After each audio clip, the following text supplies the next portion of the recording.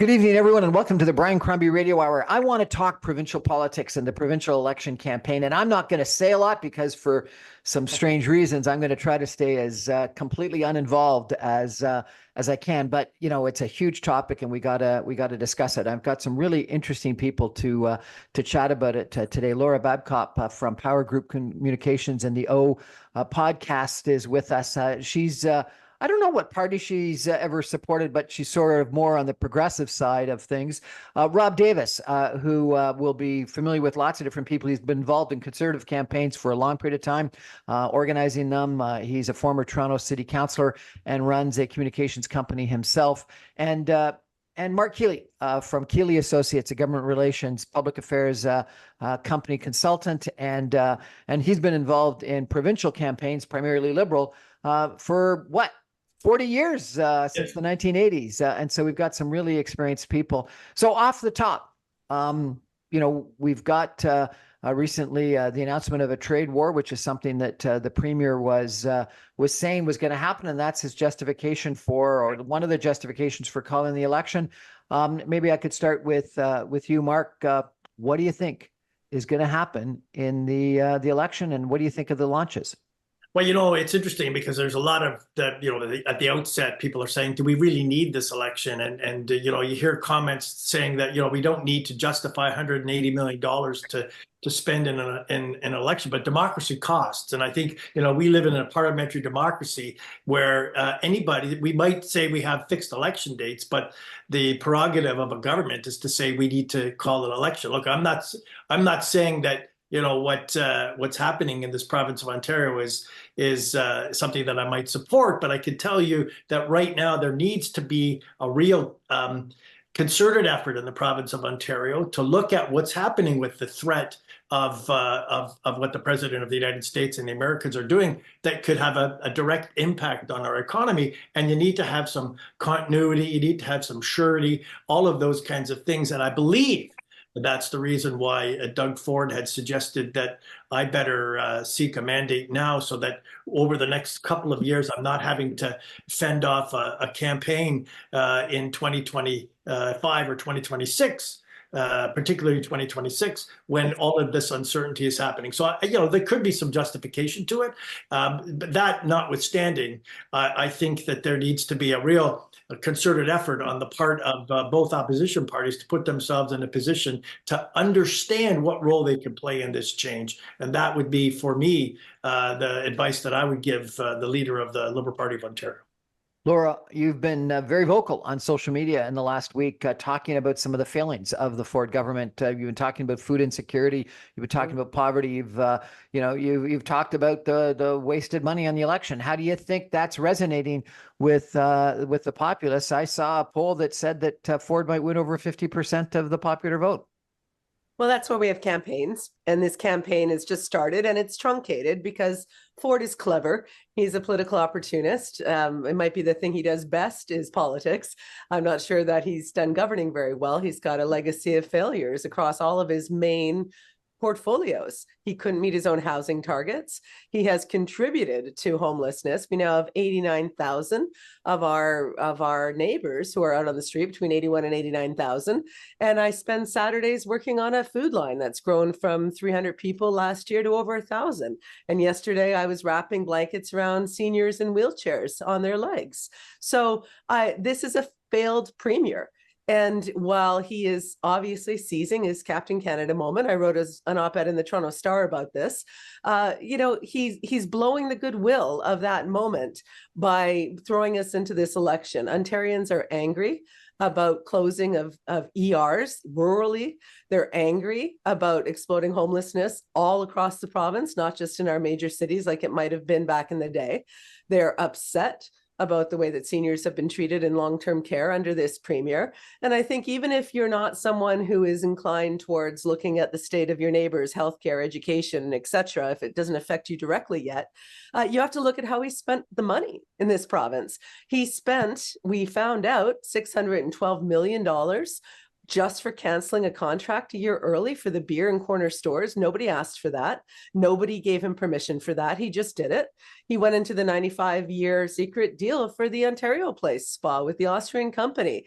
Nobody wanted that. Nobody asked for that. He didn't ask for permission.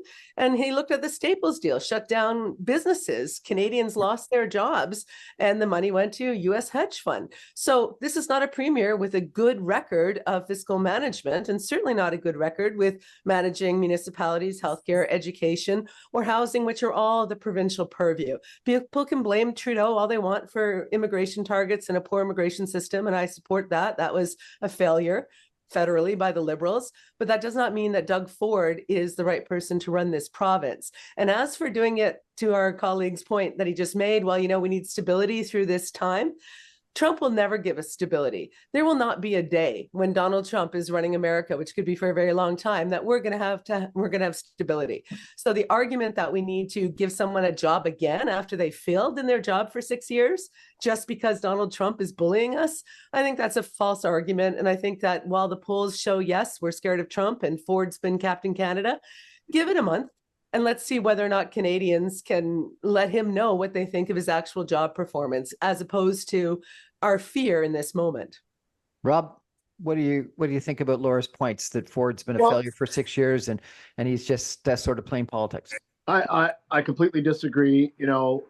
We have an existential threat. When Donald Trump started talking about Canada becoming the 51st state and then repeated it, I think people woke up to the fact that while we might disagree with the type of politics that happens in the United States, they recognized that there was somebody, and Andrew Crombie talked about it in one of his columns, that really is coveting the resources of this country, possibly coveting the country itself.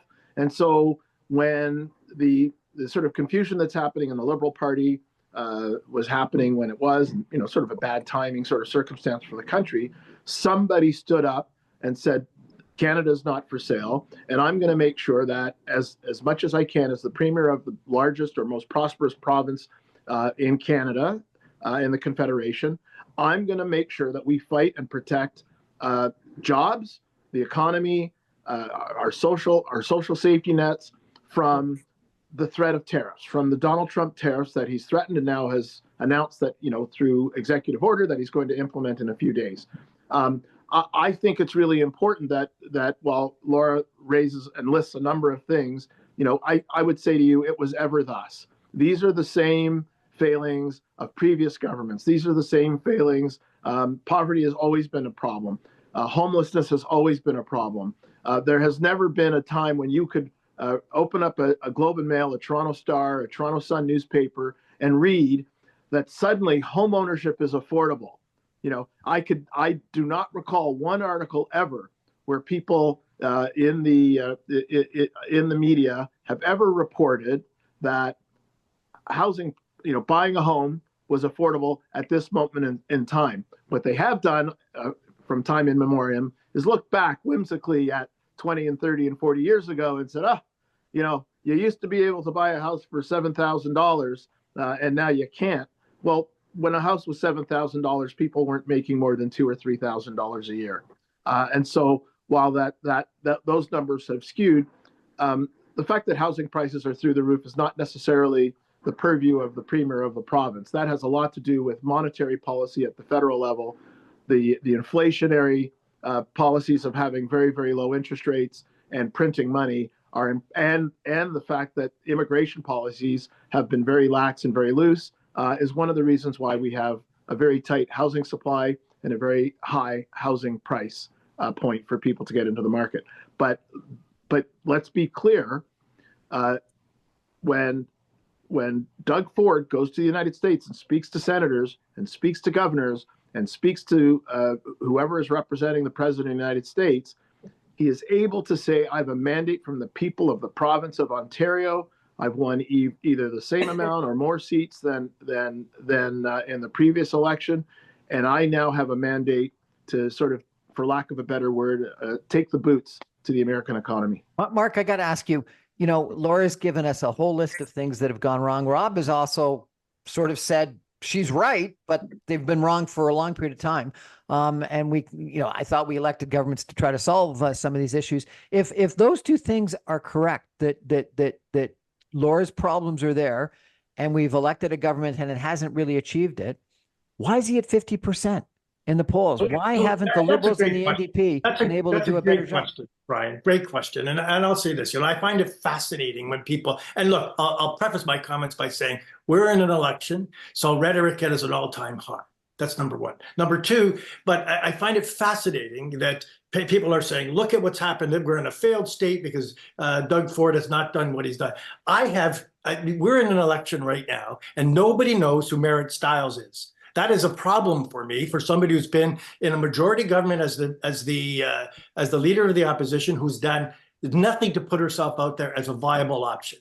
We have a Liberal Party. Look, and I'm going to preface my comments by saying some of the best and most progressive policies and issues were put in place between 2003 and 2014 under a Dalton McGuinty Liberal government in the province of Ontario. Great stuff was going on, and that none of that record is being put out right now, saying here's what we've done in the past and here's what we could do now as a Liberal Party. So I don't give, I can't say everything is at the feet of Doug Ford that things have gone wrong, because from 2014 till 2018, we had a heck of a lot of crap in this province that led to what happened. Let me go even one step further. We now have, and everybody could say Doug Ford is the reason why we have poverty. Doug Ford is the reason why we have homelessness. Doug Ford is the reason why we have more and more people going to food banks. When I'm looking at homelessness and I'm looking at things like affordable housing, Rob, and you are a municipal councillor, and municipal governments across this province are doing a disservice to their communities by not having good and appropriate housing development done in their municipalities in a timely way. Even in the city of Toronto, where you served on council, we could be doing so much more on TTC sites to look at putting on top of TTC stations affordable housing, which is not being done. We could be fast tracking a lot of that through amendments to official plans that are not being done. So not everything is at the feet of Doug Ford. So Rob's blaming the federal government and Mark's blaming the municipal governments. Laura, you've given us a whole list of issues that are going wrong. And the two opposition leaders are talking about that, but it doesn't appear to be resonating with the people. You know what? First of all, they're not Laura's problems. They are the problems faced by the people of Ontario. Secondly, I don't know who's got high rhetoric, because it hasn't been very high on this show. In fact, what it's been is a lot of diluting the situation. You can say all you want that the when Liberals made mistakes. I concur. You can say that Merritt Stiles has not defined herself or distinguished herself. I concur. I'm not part of any political party, and I'm not working for any political party. I'm telling you what I see and experience. Nobody on this panel, at least not me, said that Doug Ford caused poverty. Nobody on this panel, at least not me, said that Doug Ford caused the housing prices. Nobody on this panel, at least not me, said Doug Ford caused homelessness. If anything, the father of homelessness in this province is Mike Harris for his policies, and we are still paying the brunt of it. What Doug Ford has done is decide to legislate poverty by not funding ODSP properly. People who have been injured and cannot work cannot actually buy food and heat their homes. So they end up in food lines. I talk to them every single week, and I'm not going to sit on any panel, and I do many of them, and have anyone try to make that into it's always been thus. That is not true. You used to be able to survive with a disability in this province. Doug Ford has made that harder. Doug Ford removed rent controls. Doug Ford failed to meet his own housing targets for affordable housing. And even if you want to say and play this game that, oh, all politicians are bad, all problems are bad, nothing's ever going to change, it's all relative. Even if we want to play that silly game of relativism that actually doesn't help anybody, let's look at the reality that Doug Ford himself overspent $612,000 on breaking, or $1 million breaking a contract. I've had a business for 25 years, gentlemen. I've never had such a stupid bad deal in my life. I've never done that. How is it that we would ever hire a guy who's so fiscally irresponsible? He wants to do a tunnel under the 401 for 500 million to 100, 500 billion to 100 billion, some ridiculous amount of money because some developer slipped it to him and said, hey, we should do this. We don't need it. And also, this government is under investigation by the RCMP for the Greenbelt scandal. Doug Ford lied to Ontarians to their face when he said he wouldn't touch the Greenbelt and then went ahead and tried to parcel it off for his pals. So I'm not going to sit and pretend here in this little fantasy land that Doug Ford hasn't been a failed premier. I never said we're in a failed state. And I absolutely think that Ontario is strong. We are strong people. Canada is strong. Our country is under attack. A trade war, Doug Ford's hat, Canada's not for sale, didn't do diddly squat. Doug Ford is not being listened to. This morning, the governor of Texas was threatening Trudeau on Twitter. Be careful, Justin, Texas. Like, Doug Ford hasn't been effectual at all. Could Bonnie Crombie do the same amount of pushback on Trump? Of course. It's not that hard. All of Canada is going to have to push back as a nation together. I'm just really glad that Mark Carney is going to be the prime minister on March 9th, and we can have an economist actually deal with the economic battle that we're in at the federal level where it absolutely belongs. You mean the economy doesn't heal itself?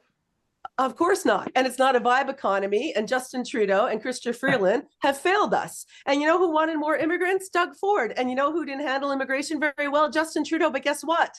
Unlike the sticker on the car in front of me in the Tim Hortons drive-thru, who still had F Trudeau on the back of it, they didn't get the memo. Trudeau is gone. We've got a top economist who's about to become prime minister, deal with this trade war. And I want to have a premier in Ontario who doesn't just give money to his pals, who doesn't just private industry. I'm a business owner. I ran the Oakville Chamber of Commerce. I understand business. And I know when I have a politician who's done a terrible job by managing our economy, and that is on the feet of Doug Ford, nobody else. He's had 6 years majority. If I had someone working for my company and after 6 years, they kept making these egregious financial mistakes, they would not be getting the job again. So I don't think Ontario should give it to Ford. This is going to be an interesting discussion. Wow. We're going to take a break, though, and be back in just 2 minutes with Mark and Rob and Laura. Stay with us, everyone. This is going to be spirited. Back in 2.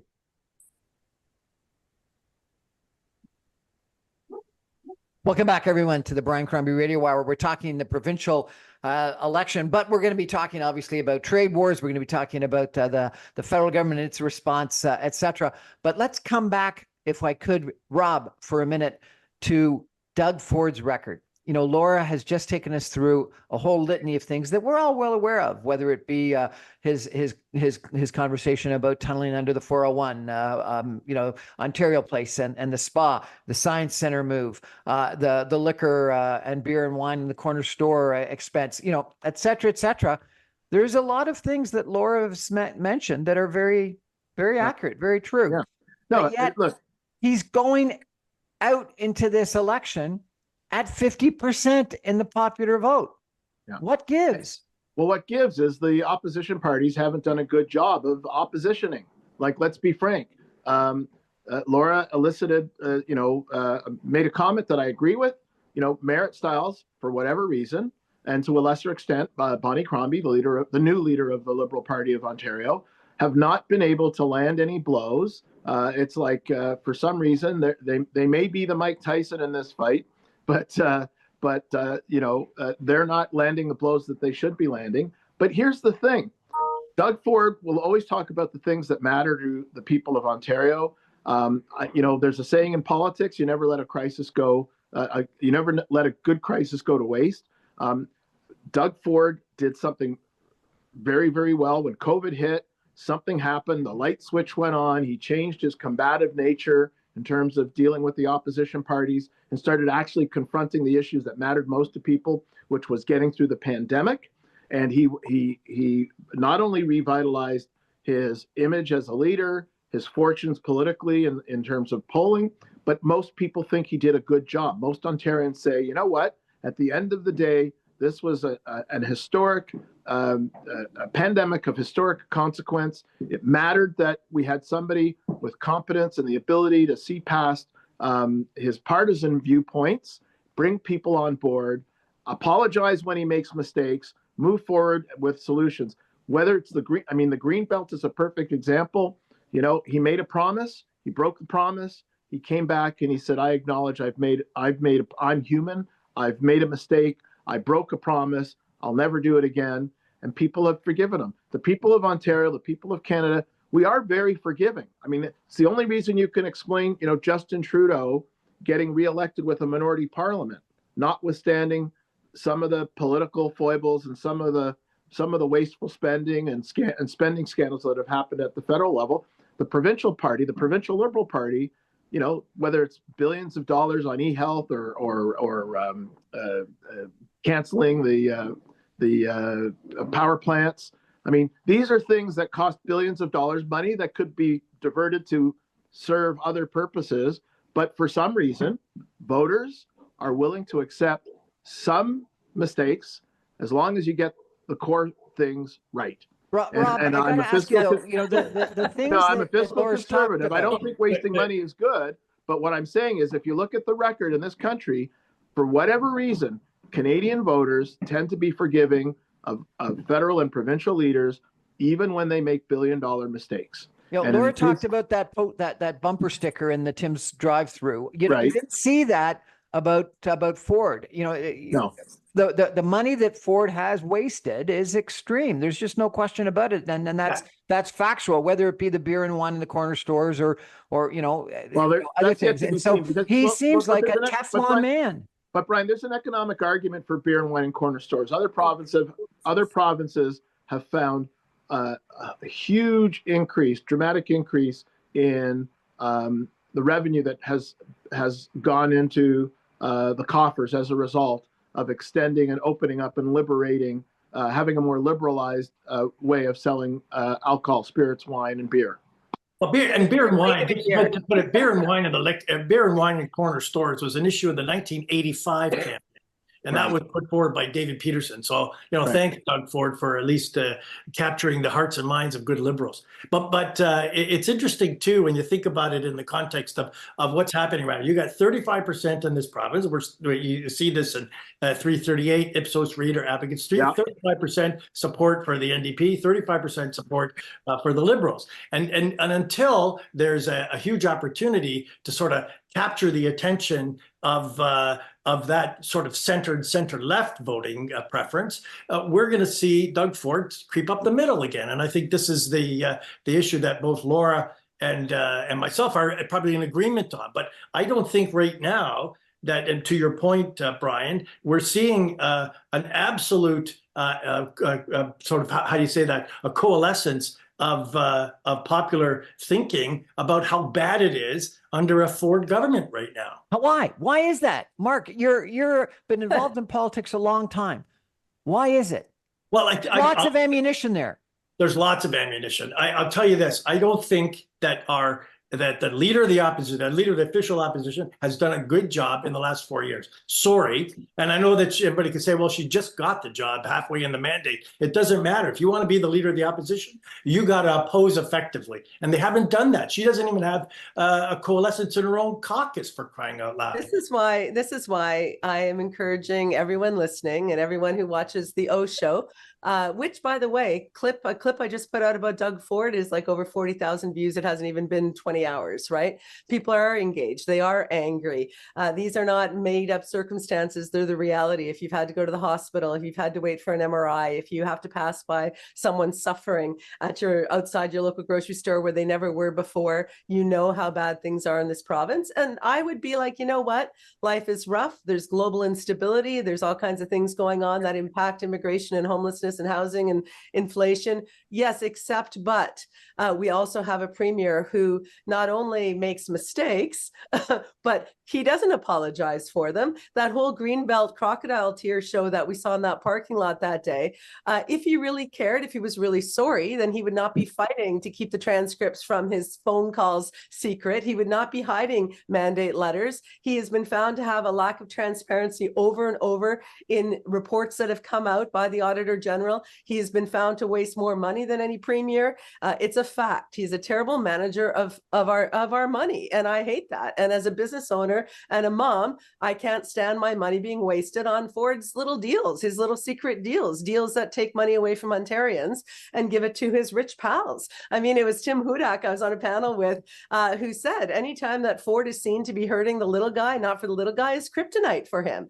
And so he is absolutely vulnerable for what he has done in the mess in healthcare. It's not just that he decided to privatize some healthcare, it's that he decided to pay 3 times more for private nursing than he needed to. Who benefits from that? Laura, congratulations on the 40,000 views. And I frankly agree with a lot of what you've said, but the poll I saw was that Ford's up from 42 to 50%. The Liberals are flat and the NDP are down. So Brian, how do I reconcile that, reality with what you've described as the ammunition against because there's been no alternative. I mean, it's not exactly complicated. That's so it's exactly not complicated. Right. People need to have a place to park their vote. So I think there is a huge protest vote against Doug Ford's wastefulness. I have heard from conservatives. I was at a dinner last night with a bunch of Ford voters, right? They understand when money's being wasted. They don't think he needs an election. He already has a mandate. He still has a year plus to go. They see this for what it is. They're not loving it. I've heard from older conservatives who are like, no, you know what? We punished Peterson back in the day. The Liberals did.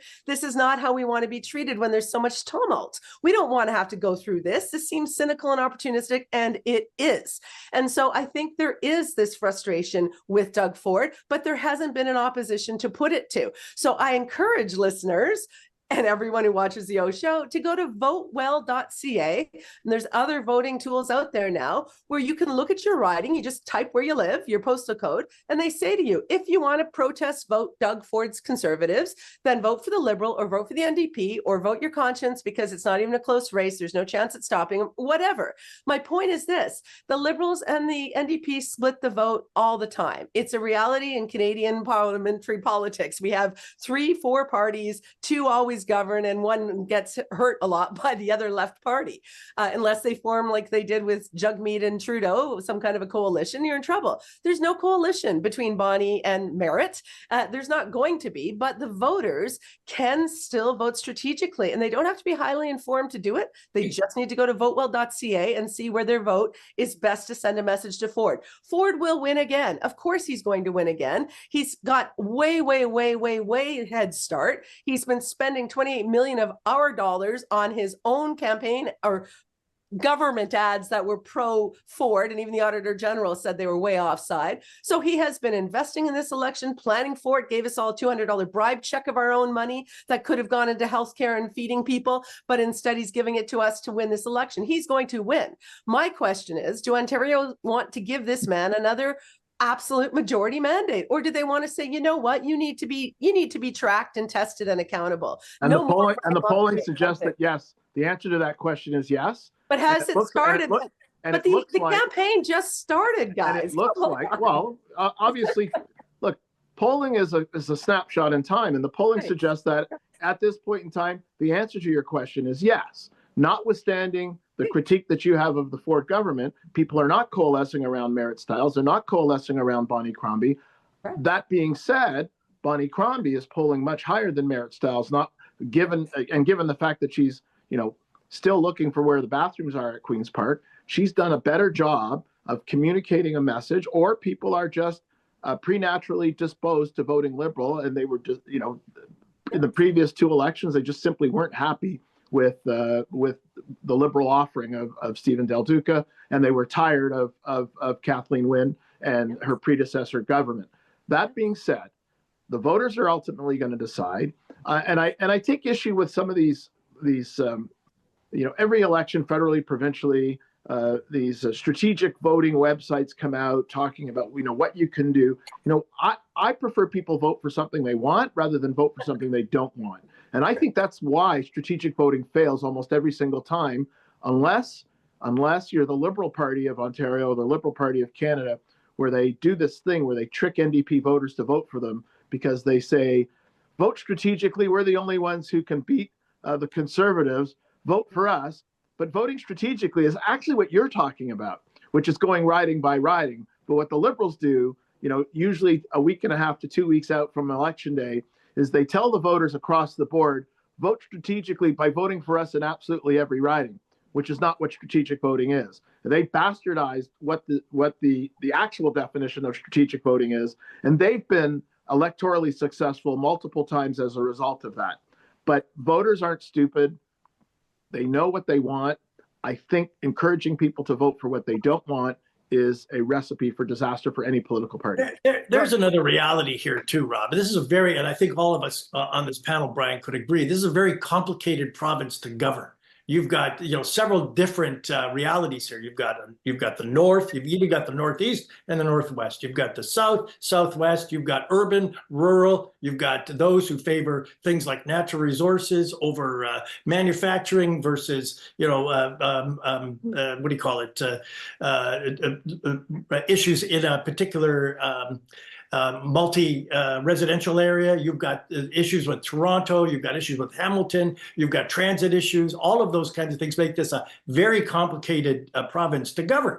And I take Laura's comment where you want to have somebody who is less of a gimmick politician, less of these kinds of political, capital P political, and more of an administrator. And that's what we had in the province during the Bill Davis era. He was very steady, had his hand on the tiller, those kinds of issues that really made Ontario hum. We haven't had that for a long, long time. And I take Laura's point that we want to put pressure on our governments to do a better job at governing rather than placating developers or those folks who are rich. But I want to say this too. We live now, and you, Laura, I'm going to say this to you, Laura. You're a business person who runs a business organization. We're now in a situation where small business means nothing in this province anymore. You've got businesses who are saying, or politicians who are saying to small business, well, why don't you sell your business to a larger corporation? I don't want to live in a province where there's a consolidation and a lack of competition. And that's what we're seeing in Canada right now. And I want our politicians to recognize that small business really is the backbone of this province. Yeah, and look at what Doug Ford did. He shut down family businesses with the Service Ontario, gave it to Staples, gave Staples, an American hedge fund-owned company, our money to retrofit their stores, right? So he has proven himself, Doug Ford has proven himself to not be a supporter of small businesses. And that is a fact. And, the idea that we are to say to ourselves, well, you know what, you can't vote against Doug Ford because people want to vote for something. Yeah, I want to vote for what we just heard. Some stability, a leader who is not under an RCMP criminal investigation would be a good start. I want to vote for a leader who cares about the people of Ontario and has demonstrated more of that than Doug Ford. Doug Ford is not somebody who is for the people. He is not protecting us. He has made us more vulnerable by eviscerating our healthcare system, by hurting small businesses, right? By wasting hundreds of billions of our dollars. So Bonnie Crombie seems like a perfectly valid leader to me. And you know what? If I could vote for Bonnie, maybe I would in my riding. My riding says NDP is the person I should strategically vote for. I'm friends with the candidate from all the parties. I will vote for whoever can take a message to Doug Ford that the people of Ontario are not hunky-dory okay with the way he has run the province. His job performance is a D-. Now, will he win because of the Trump threat? Sure. Will he win because the opposition has been terrible? Not just bad, terrible. I couldn't vote for Del Duca in the last election. Who was he? He was a terrible candidate. So now we have Bonnie Crombie, and people I've heard from NDPers who have said they're going to vote for Liberal. They're going to hold their nose and vote Liberal if that's who can give a message to Doug Ford. I want Doug Ford held to a minority, just like I hope federally Mark Carney will be able to hold Poilievre to a minority, because conservative governments with majorities are terrible with our money. And the fallacy that they are good with our money is just a branding fallacy. So I would really like to have a leader who is both competent and compassionate, and that ain't Doug Ford.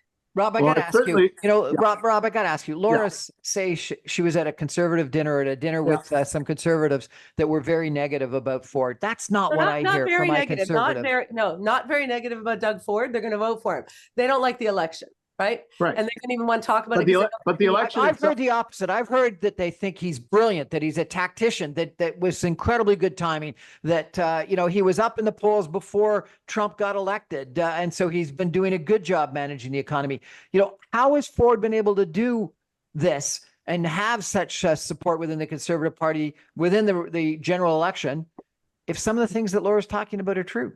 because How's he's he done done it? other things, because he's done other things exceptionally well, and this is the key. The key is he appeals to middle class families who understand that Donald Trump is an existential threat. None of the other party leaders. I mean, let's think about this. Donald Trump was elected the second Tuesday in November. He talked in the waning weeks of that presidential election. He talked about imposing Trump tariffs on Canadians and Mexicans, and the opposition parties in Ontario have waited until now to articulate a position vis-a-vis tariffs. The one thing that represents an existential threat to vast swaths of the economy. And I'm not trying to diminish in any way, shape, or form the things that Laura has talked about, but homelessness matters to us all, but only affects a small sliver of society. Food instability matters to us all, but politically only affects a certain sliver of society. It's increasing, but affects a small sliver of society. Hospital wait times matter to us all, but have only affected those of us who have actually had to experience a health issue. But in the main, we all have jobs, we all work. Yes. I don't know what province you live in. I don't know where you live, buddy. In the main, Bay Street. Come on. in the main, No, it's not people true. work and pay taxes, and they're threatened by Donald Trump, and that threat is greater than I'll give you, Rob, greater than any of the errors or missteps that Doug Ford may have had. Though jobs matter more, and the economy trumps, if you pardon the pun, absolutely everything that Laura has talked about. Do you realize that this Rob, entire show, just one moment, do you realize the entire show, you have not had anything to say about the merits of Ford? You can't even list what he's done exceptionally well. All you can do as a case for voting for his fear, is the fear of Trump. And I have to tell you, I put a marker on the radio show in 1010 in Toronto earlier, I think, than anyone, and said Trump is serious about taking Canada. This is manifest destiny doctrine. We should be incredibly threatened. I have been on the warning about Trump since 2014 nationally. So the argument that we need to— But you're not the leader of the Liberal Party, and you're not the leader of the NDP Party. You know what? I wish they were better at what they do. You will not get me apologizing for bad politicians or bad politics. What I will say is that the case to give Ford another 4 years of a majority with our money because of Donald Trump, that is the weakest reason I've ever heard to elect someone in my life. Because Bonnie Crombie can stand up to him with the prime minister as well as Ford ever could. And she doesn't, as far as I know, have a record of wasting hundreds of billions of dollars and giving it to pals.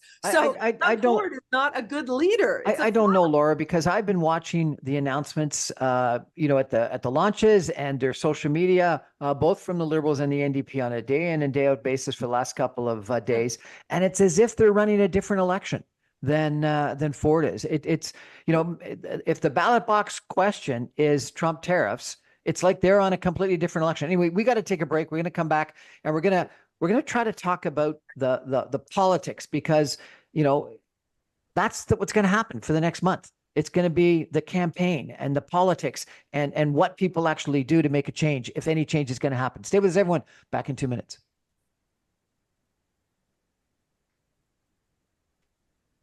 Welcome back, everyone, to the Brian Crombie Radio Hour. I've got a great panel tonight talking about the provincial election with Mark Keeley of Keeley & Associates, Laura Babcock from the O Show, and what's the company called? Power Group Communications. Power Group Communications, and Rob Davis from Rob Davis & Associates, and an incredible political activist. Mark, you've been in campaigns a long time. You worked for John Turner in the PMO. It's as if the Liberal Party is still apologizing for Justin Trudeau and for Kathleen Wynne, and is not running, a current campaign against Doug Ford, and is not talking about the things that Laura's talking about, and is certainly not addressing the Trump tariff issues. What's gone wrong with the Liberal Party campaign so far? Before, I just got to get this off my chest. Everybody knows that Rob Davis rolls his cigars in $1,000 bills, so that's he would make the comments he's making. But I got to say this, and one of the things that I learned from John Turner for the 40 years that we were friends was that people govern people. And Laura said at the outset too that elections matter. And so here we are now, we're in an election. And if I was the leader of the Liberal Party of Ontario, I would recognize that we had a great track record during the first part of the 2000s all the way up to when Doug Ford was elected. And I've even said that on TV, Brian, many, many times, that I think we weren't doing enough as a party to say, here's the good things that the Liberal Party of Ontario had done. And, Dalton McGuinty never gets a lot of credit for the good things he did when he was premier of this province. Having said that, I think, too, we have an obligation as a party to say, this is what's gone wrong. And my job as the leader of this party right now would be to instill some confidence and tell you why. It's, we know Doug Ford has one thing in his favor that I think is an ace up his sleeve, and that is people like him. He's such a genuine guy. I don't know how many times, whether I've been in Kenora or in Timmins or in Sarnia or Chatham, where people say, I have Doug Ford's number and I can call him and he calls me back. That's a very interesting trait that he has that people like. And so I think that in and of itself has put him in a position where he's a bit of a how do I say this, the everyday guy that people are attracted to. And we haven't seen really good politics out of the other two parties, in whether it's in committee work at the legislature, or it's in talking to the media either after or before a question period, or the quality of the questions that are being asked. And that, we talked about this too. Merit Styles has not resonated. There's no way. And sorry, it's a real problematic issue that the Liberal Party doesn't even have party status right now. So we're stymied by the fact that we don't have funds to do what we need to do for research, all of those kinds of things. And it puts my party in a particular disadvantage going into this election. I'll go back to this too. The tenor of this campaign ought not to be on calling an early election. It's on exactly what I think that Laura's been saying is, Bonnie's been asking this question, are you better off now than you were 7 years ago? And I would say that, and I don't want to rip a page out of Rob's book because he's in fantasy land, but I don't think that people are saying, no, I'm not better. Or would say, so I really think that they're not worse off. They're not feeling worse off. No, so we don't know what the ballot question ought to be. And I'm saying this, Brian, because we do an awful lot of work in Northern Ontario. And I got to tell you that the lumber industry in this province has been decimated, not by Donald Trump, but by the previous administration that arbitrarily tacked on an extra 18% tariff on Canadian, particularly Ontario wood, whether it's softwood lumber or it's plywood. Those kinds of issues, nobody said a damn word for years and years and years when that nonsense happened in Washington against Ontario. And I look at what's happening and the activist agenda by this government with folks like their consuls general or their agents general in different provinces and different states has done extraordinarily well to bolster attention for trade and activity between Canada and the United States. So I don't necessarily believe that we're worse off. I don't necessarily believe that Doug Ford is a bad governor in terms of how this province is being managed, because there's a lot of activity that's happening. Laura, and that's great. I'm glad that people I'm glad that he's doing some things well. I'm glad somebody finally said it. It's weird it's coming from the Liberal on the panel, but not the Conservative. But here's I think he's doing well, and that's great.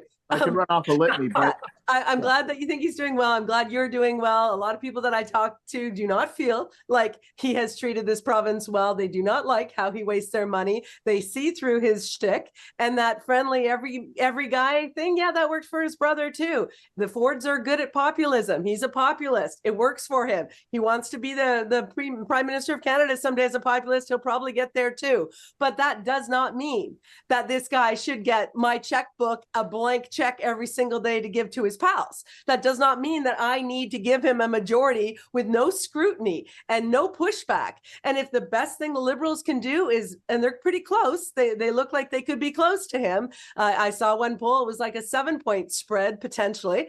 They could, in fact, have a real opposition in Queen's Park that holds this government accountable. You know, it's going to take the Liberals a long time to get their you-know-what together to ever be in a majority situation in Ontario.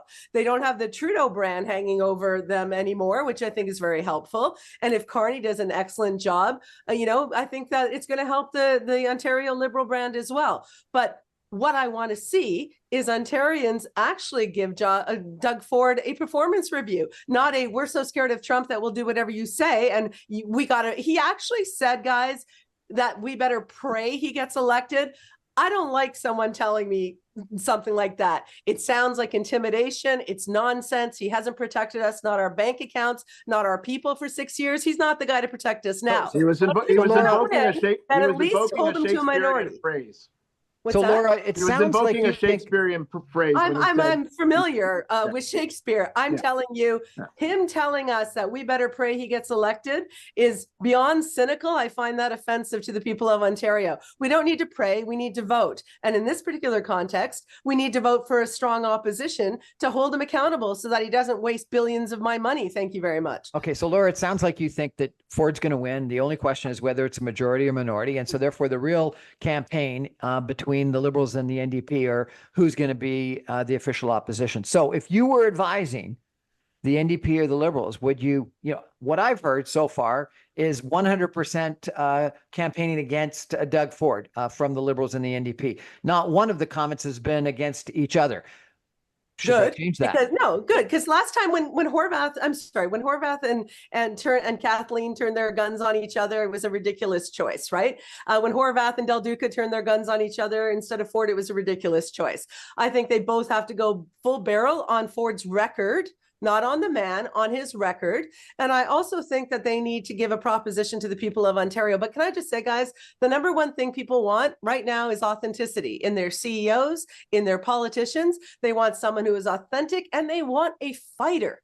And what we're all talking about, the Liberals and the NDP not providing, is a good fight. So what I hope to see for the rest of February is fighters every day, calling out Ford on his records and saying what they would do better and differently, including taking the fight to Trump. That is not ground that he owns. He doesn't own that narrative unless they give it to him. If I could just add one thing here, Laura. So basically, Brian, what Laura said, they shouldn't turn their guns on each other. But quite frankly, that's part of the strategic voting proposition that they're making to their core supporters. They're saying, listen, don't vote for Stiles, don't vote for Crombie. We need you to vote for us strategically in these things. Jagmeet Singh tore up the supply and service agreement on the eve of a number of by-elections in order that they could preserve a seat out west.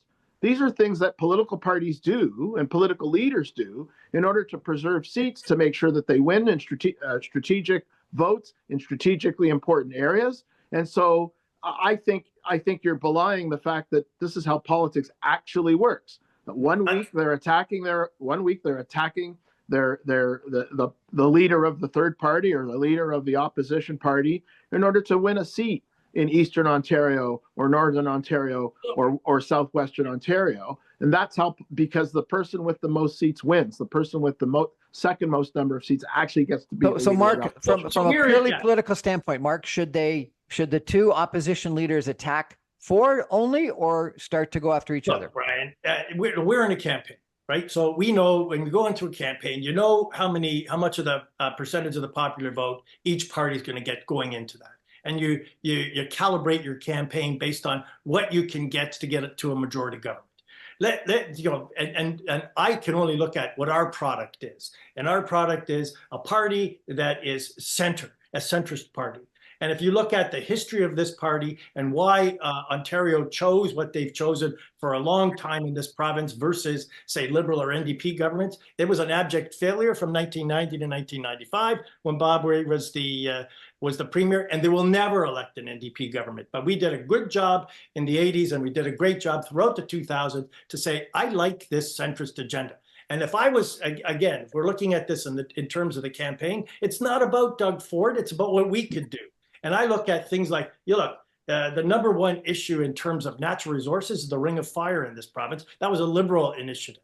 We look at the fact that the roadway from London all the way to Windsor was paved and paid for by a Liberal government over those years. Thank you very much, David Peterson. Thank you very much, Dalton McGuinty. Thank you very much, Liberal governments. When I look at things like aging at home, which is a Liberal initiative, family health teams, a Liberal initiative, electronic health records, a Liberal initiative, all of the kinds of things that made life better for Ontarians, that ought to be what we're saying in our campaign. Doug Ford is Doug Ford.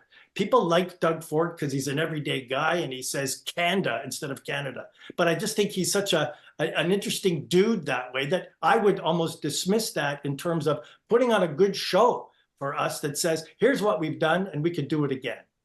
Rob, what's Ford's strategy? Just stay on Captain Canada? Does he go after one of the two opposition leaders? What does he do? No, the strategy is to it's the economy stupid. Like, to borrow the Bill Clinton sign that was in the war room, is to talk about the economy. Conservatives are perceived and always have been perceived as good managers of the economy. Liberals have been perceived, or traditionally, whether it's true or not, as good managers of healthcare. And so, Bonnie Crombie's job, Merritt Styles' job, is to try to knock him off message. His job as a conservative, as a progressive conservative candidate, a progressive conservative leader, is to talk to people about the economy, how he's going to protect jobs, how he's going to make sure that he's at the table with Justin Trudeau or whoever the next leader of the Liberal Party will be, fighting Donald Trump's aggressive behavior, economic aggression towards Ontario and economic aggression towards Canada. So it's not just Captain Canada, but Donald Trump has sort of handed him an opportunity, as former Prime Minister Brian Mulroney once said, in politics, you need two things. You need friends and you need an enemy.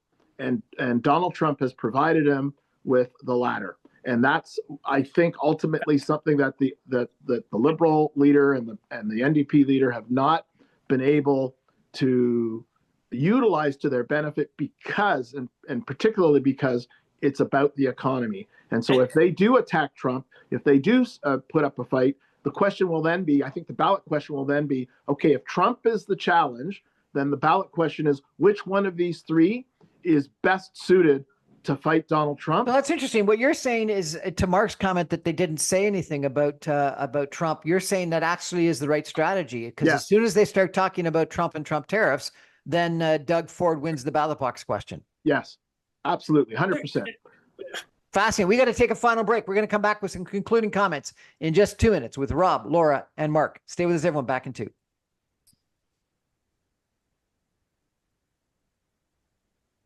Welcome back, everyone, to the Brian Crombie Radio Hour. I want to ask a final question of each one of you. If, Mark, you had a chance to sit down with the leader of the Liberal Party, Laura, if you had a chance to sit down with the leader of the NDP Party, Rob, if you had a chance to sit down with the Premier of Ontario, and you had to give them advice today for what they should do in the next month, what would you say? Mark, you're up. So I look at it, and and I have talked to a lot of folks in my party in advance of this election and during this election, and I would say the same thing. We have a good track record. We've done well as government for the many times that we've been government in this province. I think we've got a pretty decent product right now. I think our message is that we're good administrators when the lights are on. We're even better administrators when we can govern. My point about this is we've got to look at issues that are really front and center to folks who would be a centrist or who would be attracted to the Liberal Party. And that is affordability. We got to look at, who manages this economy, and healthcare.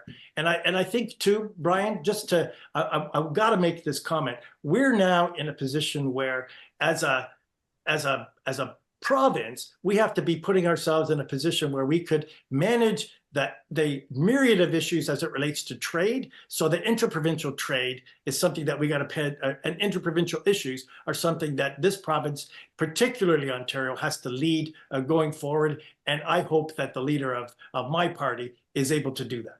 Laura, what would you tell the leader of the NDP? Well, I'm not going to take that question because I'm not an NDPer. So, and I've had Merritt on my show. People can watch it and see what I said to her then, which was get your, you know what, together and get some messaging out there. I said it to her months ago. Did you use that word? What's that? Did you use that word?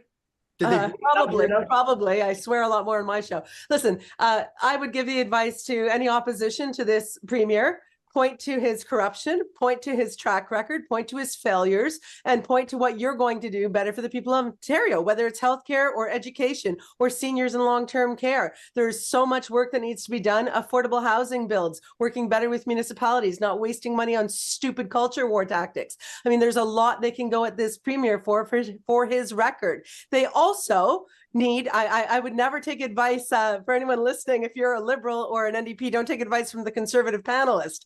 Of course, make it about Trump. You're not ceding the narrative to Doug Ford and making that the ballot question. You're dealing with the elephant literally stepping on the mouse. The elephant in the room is the American trade war we are now in. Talk about it. I want any leader of this province or any fierce leader of the opposition to be going on talking about what matters. Trump and the trade war, healthcare are hugely important, and they both involve the economy. It's intermixed. So yeah, all of them. Get out there and talk. And for Doug Ford, if you're going to be the premier, don't waste any more of our money and take better care of the people of Ontario. Don't tell us you'll protect us. Do it for once. Rob, what's your advice to Ford? Well, I'm not going to drop any F-bombs like Laura does on her show, but I'm going to say this. Just joking, Laura, of course. I would say keep going. Don't take your foot off the gas pedal. Share with the public, the fact that you've got, over $200 billion committed to investing in infrastructure. Make sure that you engage, and this is going to sound a little odd. Make sure that as part of the Ontario wing of Team Canada, that you actually engage the opposition parties in some and consult with them in some of the things that you're going to do and the advocacy that you're going to do, because I think that would be one way of demonstrating true leadership. And engage some of the municipal leaders that we've seen come forward. I'm working with a group of municipal councillors who've got a group called From City to City.ca, where they are actually communicating directly with municipal leaders in the states that trade the most with Ontario and the most with Canada, because this is not only a top-down campaign, but this is also a bottom-up campaign and grassroots campaign of making sure that Americans truly understand the relationship that we have with them vis-a-vis trade and how we are better together, keep selling the idea of AmCan or Can-Am, Fortress AmCan, and make sure that you address those issues and make sure that you make people understand that you're going to be the most fiscally prudent leader, you're going to be the most fiscally prudent premier, and you're going to be the one to protect jobs and the economy. I do think that campaigns matter. And so I think the next month is going to be really interesting. They do. And, it's going to be an opportunity for the opposition leaders to see whether some of the arguments that Laura has made have some resonance, and whether people will start listening, or whether they're going to be completely captivated by this issue of the Trump tariffs and the threat to the economy, and whether it is James Carville's comment about it's the economy stupid. That's all people care about, because in the last U.S. election, that seems to be what happened. Anyway, Mark, Laura, Rob, thanks so much for joining me. I really appreciate it. That's our show for tonight, everybody. Thank you for joining me. I remind you, I'm on every Monday through Friday at 6 o'clock on 960 AM. You can stream me online at www.saga960am.ca. All my podcasts and videos go up on my website, briancrombie.com, on my YouTube channel, and on podcast servers. I don't get the 40,000 that Laura was talking about, but I get 25,000. So that's pretty good. Check me out. Thanks, everybody. Good night. Thanks. Bye.